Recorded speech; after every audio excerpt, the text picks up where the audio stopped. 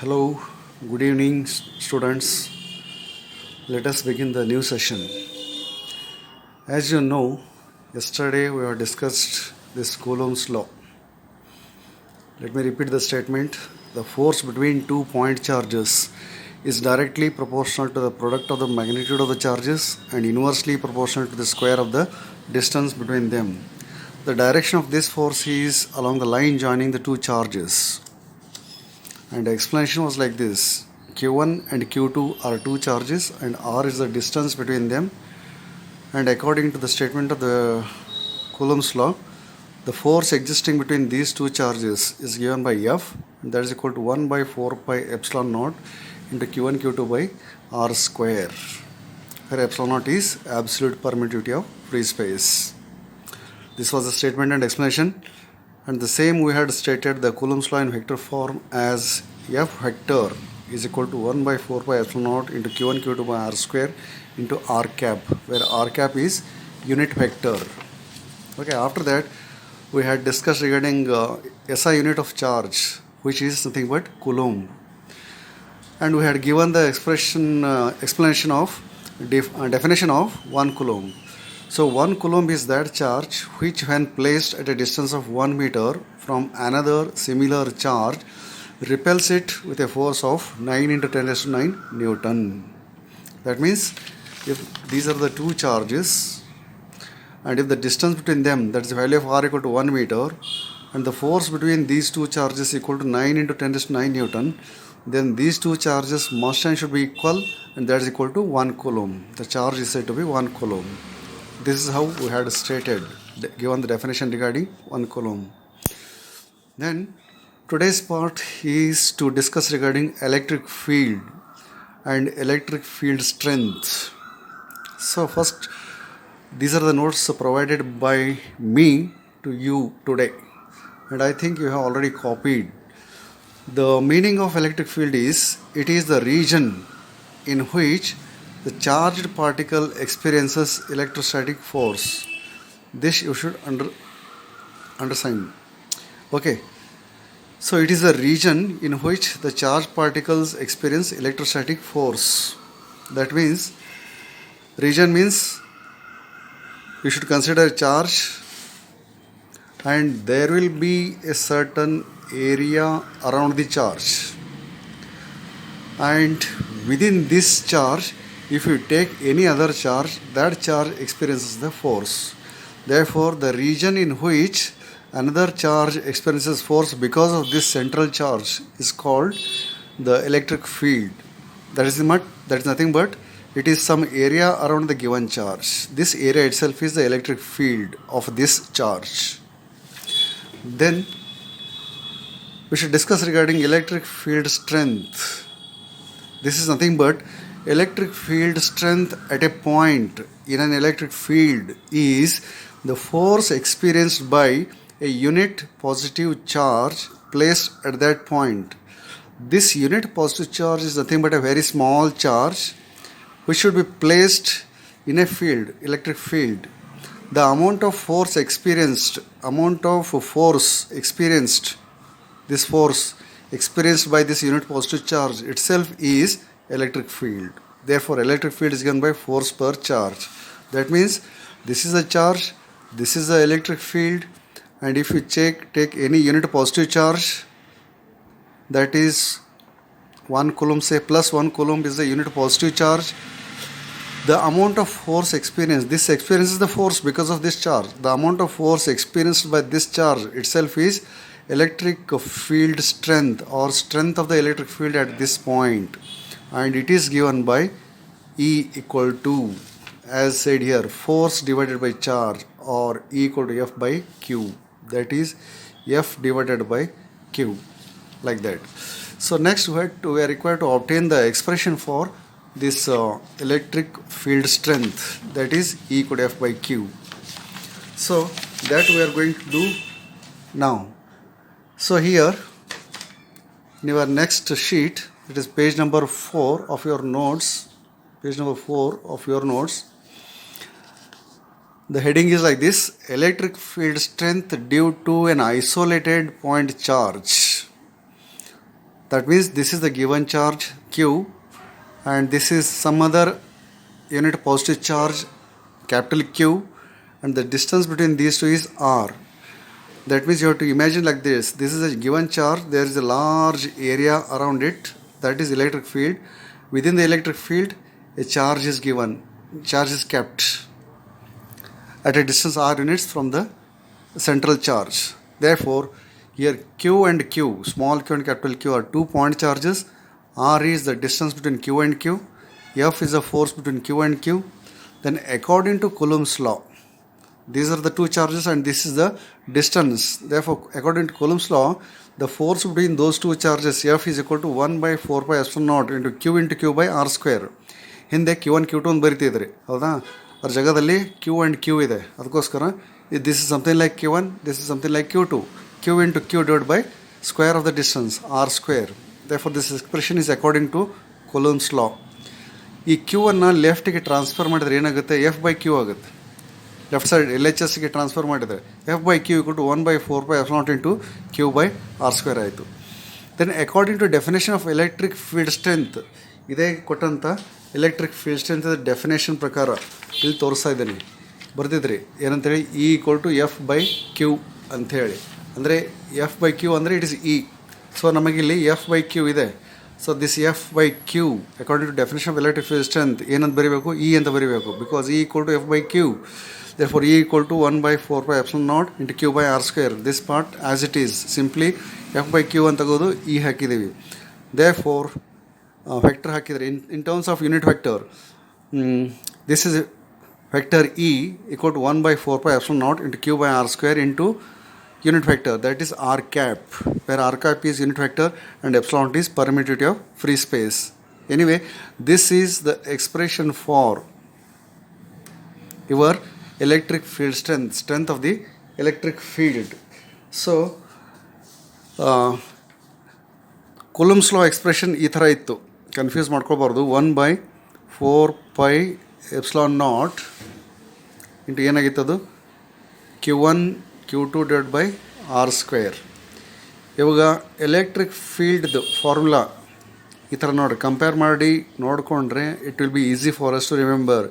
It is simply Q divided by R square.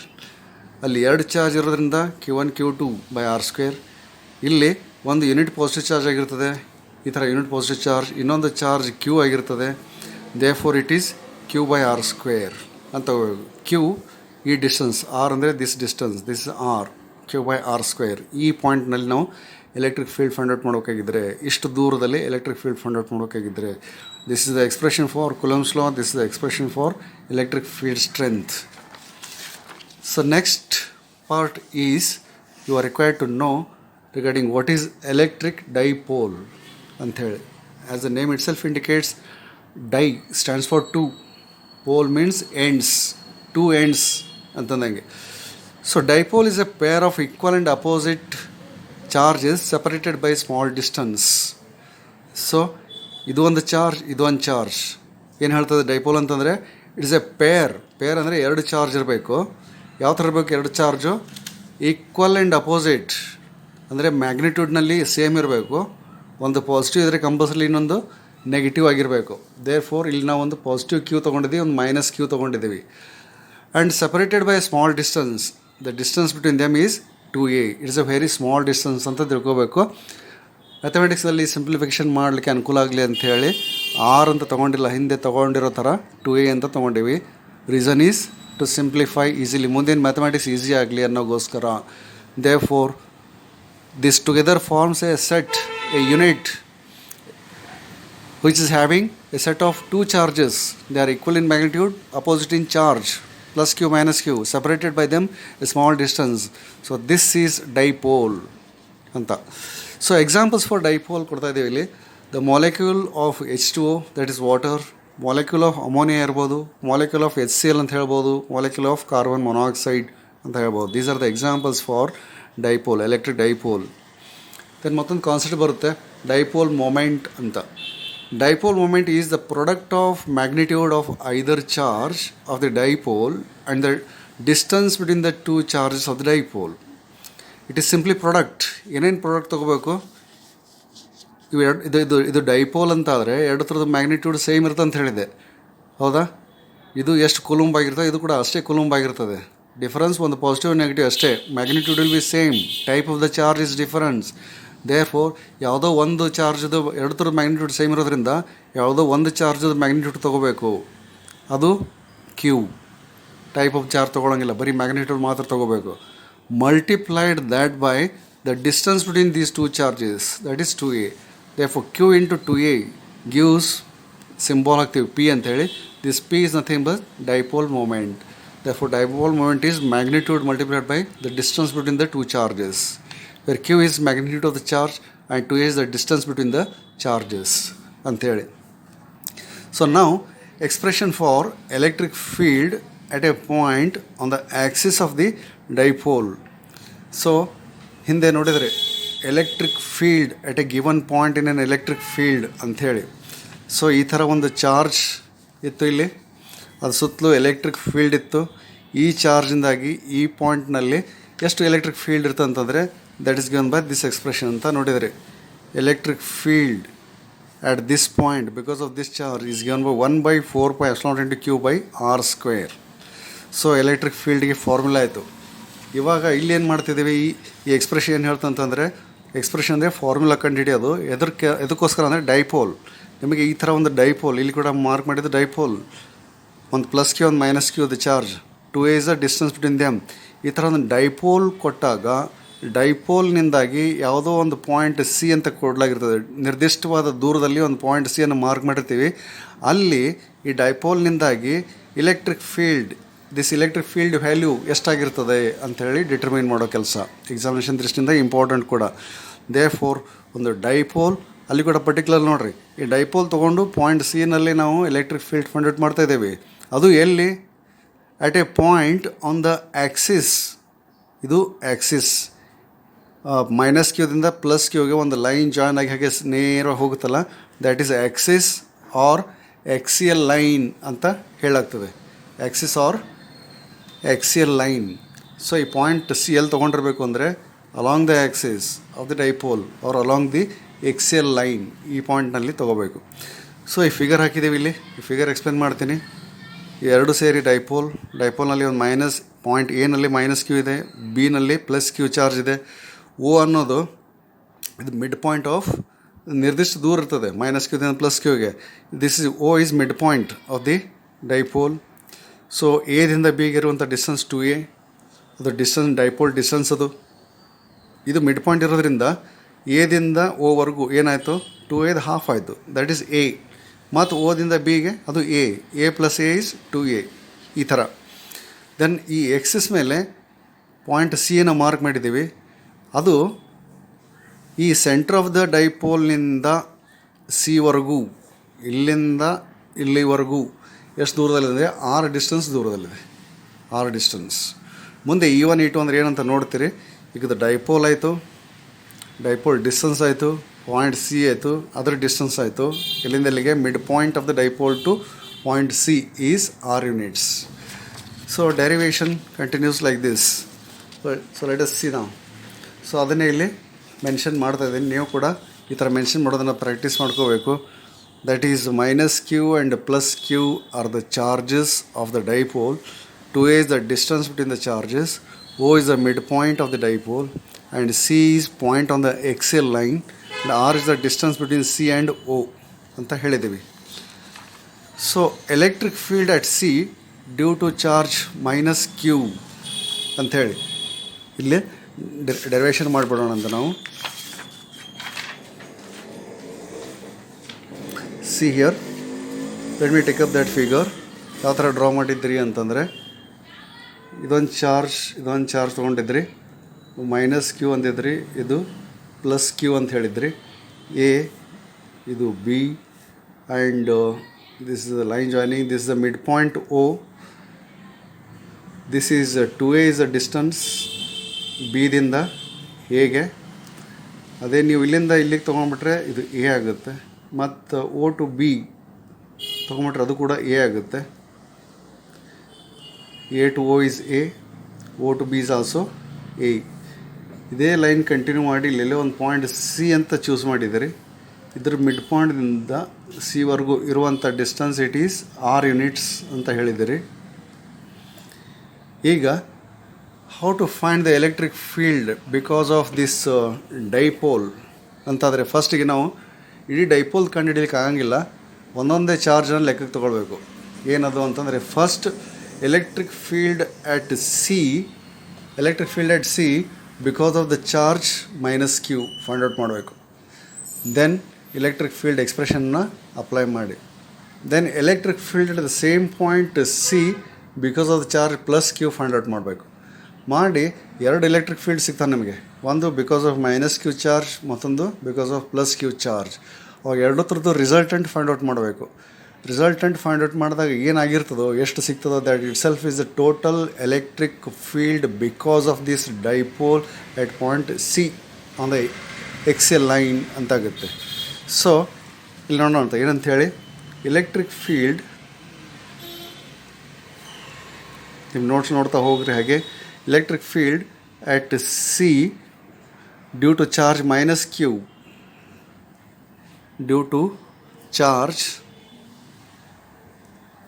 minus Q is ಅಂದರೆ this is that minus Q charge. ಇದರಿಂದಾಗಿ ಈ ಪಾಯಿಂಟ್ನಲ್ಲಿ electric field. General expression ಏನಾಗಿತ್ತು, ಮೊದಲು general ಬರಿತೀನಿ. E equal to ಹಿಂದೆ derive ಮಾಡಿ ತೋರಿಸಿದ್ನಲ್ಲ, 4πε0 into Q divided by R square ಅಂತ ಹೇಳಿದ್ದೆ, ಎಕ್ಸ್ಪ್ರೆಷನ್ ಫಾರ್ ಎಲೆಕ್ಟ್ರಿಕ್ ಫೀಲ್ಡ್. ಇದಕ್ಕಿಂತ ಮೊದಲು ಕೂಲಂಬ್ಸ್ ಲಾದ ಫಾರ್ಮುಲಾ ಹೇಳಿದ್ದೆ, ಇದು ಎಲೆಕ್ಟ್ರಿಕ್ ಫೀಲ್ಡ್ದು ಫಾರ್ಮುಲಾ, ಹೌದಾ? ಇದನ್ನು ಇಲ್ಲಿ ಅಪ್ಲೈ ಮಾಡೋದು. ಏನಾಗ್ತವಾಗ ಎಲೆಕ್ಟ್ರಿಕ್ ಫೀಲ್ಡ್ E1 ಅಂತ ಹೆಸರು ಕೊಡ್ರಿ. ಈ ಜಾಗದಾಗ ಇದು ಕಾನ್ಸ್ಟೆಂಟ್ 1/4πε0 ಅಷ್ಟೇ ಆಗಿರ್ತದೆ, ಏನು ಚೇಂಜ್ ಆಗಂಗಿಲ್ಲ. ಮಲ್ಟಿಪ್ಲೈಡ್ ಬೈ ಹಿಯರ್ ನಾವು ಈಚೆ ಮೈನಸ್ ಕ್ಯೂ ಅಂದೀವಿ, ಆದರೂ ಇಲ್ಲಿ ಪ್ಲಸ್ಸೇ ತೊಗೋಬೇಕು. ಯಾಕಂತಂದರೆ ಇಲ್ಲಿ ಮೈನಸ್ ಕ್ಯೂ ಹಾಕಿದರೆ ಇದು ಮೈನಸ್ ಆಗಿಬಿಡ್ತದೆ ಎಲೆಕ್ಟ್ರಿಕ್ ಫೀಲ್ಡ್ ಕೊನೆಗೆ. ಸೊ ಹಾಗಾದರೂ ಬರೀಬೋದು, ಅಥವಾ ಡೈರೆಕ್ಷನ್ ವರ್ಡ್ಸ್ನಲ್ಲಿ ಆದರೂ ಬರೀಬೋದು. ಅದು ಮುಂದೆ ಯಾವ ಥರ ಅಂತ ನೋಡ್ತೀರಿ. ಈಗ ಮ್ಯಾಗ್ನಿಟ್ಯೂಡ್ ತೊಗೊಂಡಿದ್ದೀನಿ, ಇದ್ರ ಮ್ಯಾಗ್ನಿಟ್ಯೂಡ್ ಕ್ಯೂ. ದೆನ್ ಆರ್ ಅಂತಂದರೆ ಡಿಸ್ಟೆನ್ಸ್, ಯಾವ ಪಾಯಿಂಟ್ನಲ್ಲಿ ಎಲೆಕ್ಟ್ರಿಕ್ ಫೀಲ್ಡ್ ಫೈಂಡ್ ಔಟ್ ಮಾಡ್ತಿರಲ್ಲ ಅದು. ಇದು ಆರ್ ಅಂತ ಹೇಳ್ತೀರಿ ನೀವು. ಏನಂತೇಳಿ, ಚಾರ್ಜಿಂದ ಪಾಯಿಂಟ್ವರೆಗೂ ಇರುವಂಥ ಡಿಸ್ಟೆನ್ಸ್, ಇದು ಚಾರ್ಜಿಂದ ಈ ಪಾಯಿಂಟ್ವರೆಗೂ ಇರುವಂಥ ಡಿಸ್ಟೆನ್ಸ್. ಇಲ್ಲಿ ಎಲೆಕ್ಟ್ರಿಕ್ ಫೀಲ್ಡ್ ಫೈಂಡ್ ಔಟ್ ಮಾಡ್ತಿದ್ರೆ this is something like our point C, ಹೌದಾ? ಇಲ್ಲಿನ ಏನಾಗಿದೆ, ಚಾರ್ಜಿಂದ ಡಿಸ್ಟೆನ್ಸ್ ಪಾಯಿಂಟ್ ಸಿ ವರೆಗಿರುವಂಥ ಡಿಸ್ಟೆನ್ಸ್, ಇದು ಪಾಯಿಂಟ್ ಸಿ ಅಲ್ಲಿಗಿರುವಂಥ distance.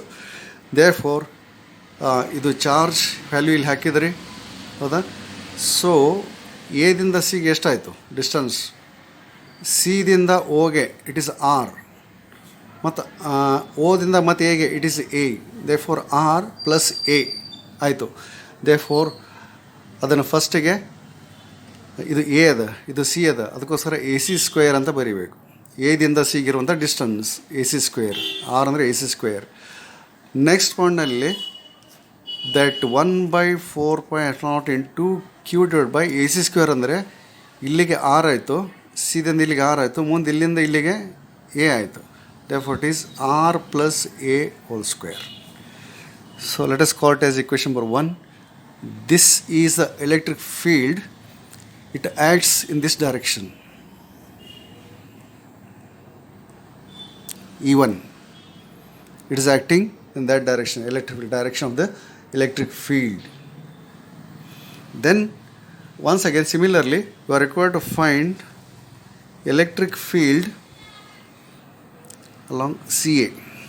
Electric field at C due to charge at B, that is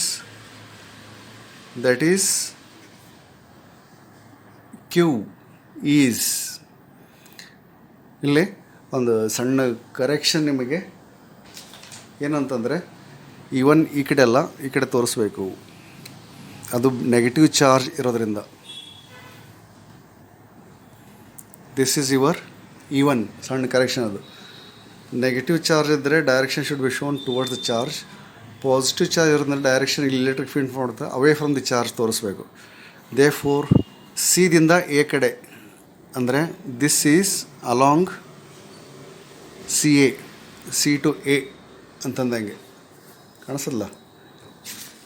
that is I have written here as along C A. This is that direction. Okay, next one is electric field at the same point C due to charge at B, that is Q is, ಅದೇ formula apply ಮಾಡೋದು ಹಾಗೆ, ಇದೇ formula ನೆನ್ಪು ಮಾಡ್ಕೋಬೇಕು. Then ಇದನ್ನು apply ಮಾಡ್ತೀನಿ ನೇರವಾಗಿ. ಈಗ ಬೇಕಾದ್ರೆ ಮತ್ತೊಂದು ಚಾರ್ಜ್ ತೊಗೊಂಡಿವಲ್ಲ, ಅದಕ್ಕೆ E2 ಅಂತ ಹೆಸರು ಕೊಡ್ರಿ. This is also equal to 1 divided by 4 pi epsilon naught multiplied by magnitude ತೊಗೋಬೇಕು Q ಡಿವೈಡೆಡ್ ಬೈ, ಇವಾಗ ಚಾರ್ಜು ಇಲ್ಲಿದೆ, ಈ ಚಾರ್ಜಿಂದಾಗಿ ಈ ಪಾಯಿಂಟ್ನಲ್ಲಿ ಎಲೆಕ್ಟ್ರಿಕ್ ಫೀಲ್ಡ್ ಫೈಂಡ್ ಔಟ್ ಮಾಡಬೇಕು. ಅಂದರೆ ಈ ಡಿಸ್ಟೆನ್ಸ್ ತೊಗೋಬೇಕು. ಈ ಚಾರ್ಜ್ನಿಂದಾಗಿ ಇಲ್ಲಿ ಎಲೆಕ್ಟ್ರಿಕ್ ಫೈಂಡ್ ಔಟ್ ಮಾಡೋದ್ರಿಂದ ಎ ಸಿ ಸ್ಕ್ವೇರ್ ಅಂತ ತೊಗೊಂಡಿದ್ರಿ, ಎ ಸಿ ಸ್ಕ್ವೇರ್, ಹೌದಾ? ಈಗ ಈ ಚಾರ್ಜ್ನಿಂದಾಗಿ ಇಲ್ಲಿ ಎಲೆಕ್ಟ್ರಿಕ್ ಫೀಲ್ಡ್ ಫೈಂಡ್ ಔಟ್ ಮಾಡ್ತಂದರೆ ಬಿ ಸಿ ಸ್ಕ್ವೇರ್ ತೊಗೋಬೇಕು. Therefore we should write here as B C square.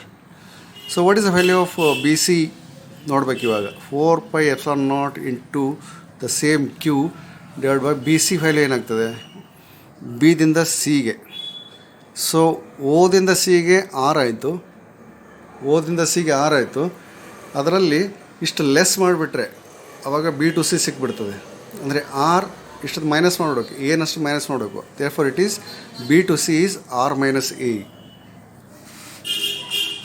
It is r minus A. ನಿಮ್ಮ ಫಿಗರ್ನಲ್ಲಿ ಹಾಕಿದ್ದೀನಿ, ಕ್ಲಿಯರಾಗಿ ಫಿಗರ್ ಹಾಕಿನಿ, ನೋಡ್ಕೊಳ್ರಿ, ಅರ್ಥ ಆಗ್ತದೆ ಇಷ್ಟು ವೀಡಿಯೋ ನೋಡಿಕೊಂಡು. ಸೊ ಇದು E2 ಆಯಿತು. ಇದು ಪಾಸಿಟಿವ್ ಚಾರ್ಜ್ ಇರೋದ್ರಿಂದ ಅವೇ ಫ್ರಮ್ ದಿ ಚಾರ್ಜ್ ತೋರಿಸ್ಬೇಕು. This is E2. So it adds along B C, ಬಿದಿಂದ ಸಿ ಕಡೆ ಅಂತಂದಂಗೆ. Therefore along B C ಅಂತ ಬರಿಬೇಕು. ಸೊ ಈಗ ಹೇಳ್ತೀನಿ, ಇದು ಮೈನಸ್ ಕ್ಯೂ ಚಾರ್ಜ್ ಇದ್ರೂ ಇಲ್ಲಿ ತೊಗೊಂಡಿಲ್ಲ, ಮೈನಸ್ ಕ್ಯೂ, ಇದು ಮೈನಸ್ ಕ್ಯೂ ಇದ್ದರೂ ಮೈನಸ್ ಕ್ಯೂ ತೊಗೊಂಡಿಲ್ಲ. ಇಲ್ಲಿ ಬರ್ದೀವಿ ಅಲಾಂಗ್ ಸಿ ಅಂಥೇಳಿ. ಇದು ಬರ್ದಿಲ್ಲ ಅಂತಂದರೆ ಇಲ್ಲಿ ಮೈನಸ್ ಕ್ಯೂ ತೊಗೋಬೇಕು. ಇದು ಬರೆದ್ರೆ ನಾಟ್ ನೆಸಸರಿ, ಹೌದಾ? ಅದಕ್ಕೋಸ್ಕರ ಡೈರೆಕ್ಷನ್ ಇಲ್ಲಿ ಮೆನ್ಷನ್ ಮಾಡಿರಿ, along C A, along B C ಅಂಥೇಳಿ. ಸೊ ಒಂದೊಂದು ಚಾರ್ಜ್ ಫೈಂಡ್ ಔಟ್ ಮಾಡಿದ್ರಿ. ಇಡೀ ಡೈಪೋಲ್ ನಿಮಗೆ ಕೊಟ್ಟಿದ್ದರು. ಆ dipole first minus Q charge consider ಮಾಡಿದ್ರಿ, ನಿಮಗೆ ಎಲೆಕ್ಟ್ರಿಕ್ ಫೀಲ್ಡ್ E1 ಸಿಕ್ತು. That is equal to 1 by 4 pi epsilon naught into Q divide by R plus A square ಅಂಥೇಳಿ. That E1 we are showing here. ಆಮೇಲೆ ಈ charge ತೊಗೊಂಡ್ರಿ, ಅದೇ ಚಾರ್ಜ್ನಾಗಿ point ಸಿನಲ್ಲಿ ಎಲೆಕ್ಟ್ರಿಕ್ ಫೀಲ್ಡ್ ಫೈಂಡ್ ಔಟ್ ಮಾಡಿದ್ರಿ. That is E2 ಅಂತಂದ್ರಿ. That E2 is equal to 1 by 4 pi epsilon naught into Q divide by R minus A square ಆಯಿತು. That E2 ಇಲ್ಲಿ ಮಾರ್ಕ್ ಮಾಡಿದ್ದೀವಿ. ಪಾಯಿಂಟ್ ಸಿನಲ್ಲಿ ನಮಗೆ ಎಲೆಕ್ಟ್ರಿಕ್ ಫೀಲ್ಡ್ ಬೇಕಾಗಿತ್ತು.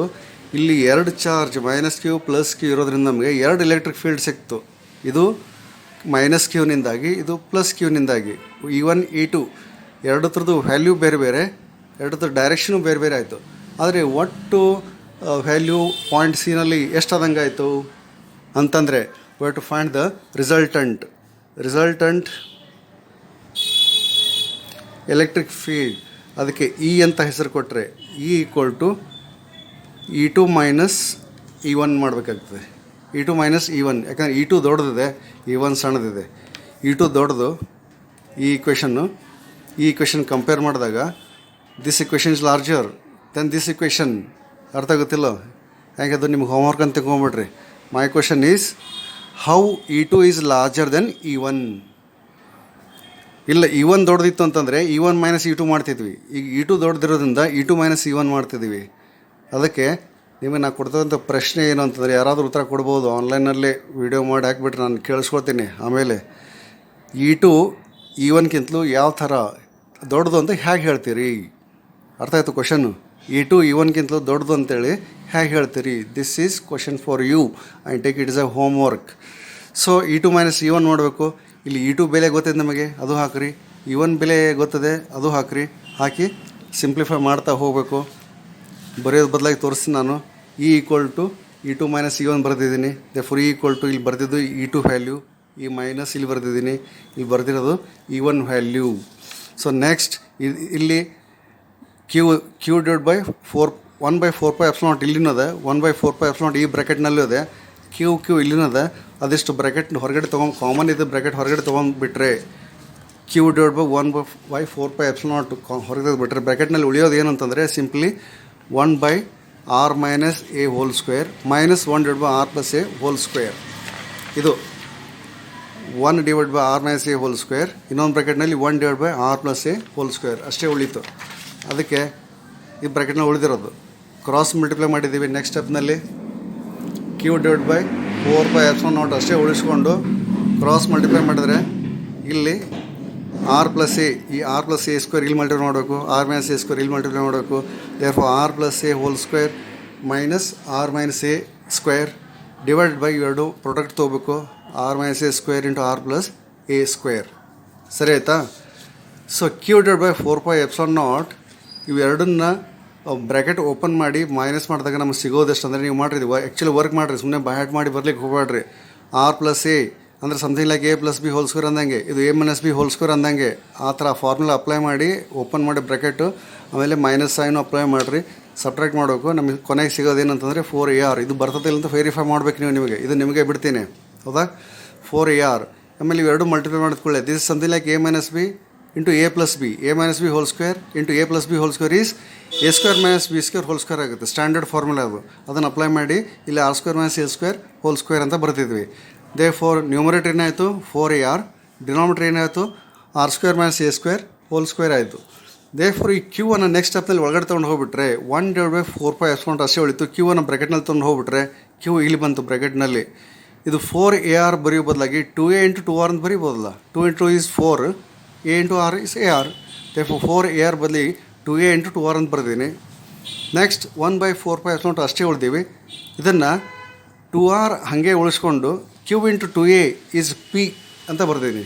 Because ಹಿಂದೆ discuss ಮಾಡಿದ್ದೀವಿ Q into 2a, Q into 2a ಅಂದರೆ p, Q into 2a ಅಂದರೆ p. That is nothing but dipole moment. Dipole ನಂತರ ಡೈಪೋಲ್ ಮೂಮೆಂಟ್ ಬಗ್ಗೆ ಡಿಸ್ಕಸ್ ಮಾಡಿದ್ದೀವಿ. It is equal to magnitude of one of the charge multiplied by the distance between the two charges, that is Q into 2a ಅಂತ ಹೇಳಿ. ನಮಗಿಲ್ಲಿ Q into 2a ಅದ. This is nothing but dipole moment. ಅದನ್ನು p ಹಾಕಿದಿರಲಿ. Therefore 1/4πε0 into 2r into p divided by r² - a².